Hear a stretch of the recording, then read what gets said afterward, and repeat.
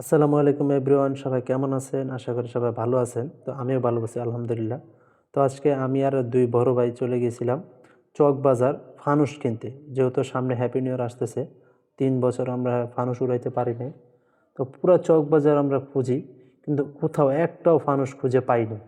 তো চিন্তা করি যেহেতু ফানুস খুঁজে পাচ্ছি না, তো পরে প্ল্যান করলাম ঠিক আছে আমরা চলে যাব শাঁখারী বাজার। তো বাসে উঠলাম, বাসে উঠে দেখি লম্বা জ্যাম। অনেকক্ষণ বসে থাকার পর তারপর আমরা চলে এসেছি অলরেডি শাঁখারী বাজার মেইন পয়েন্টে। তো দেখতেই পাচ্ছেন এখানে মন্দিরটা আছে। তো আস্তে আস্তে আমরা ভিতরে গেলাম, কোথাও খুঁজে পাইতেছি না।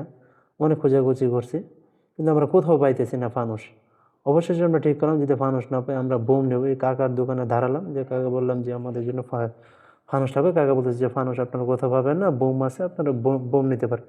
তো আমরা 2টা বোম নিলাম। 2টা বোমের দাম হচ্ছে টোটাল 800 করে 1600 টাকা।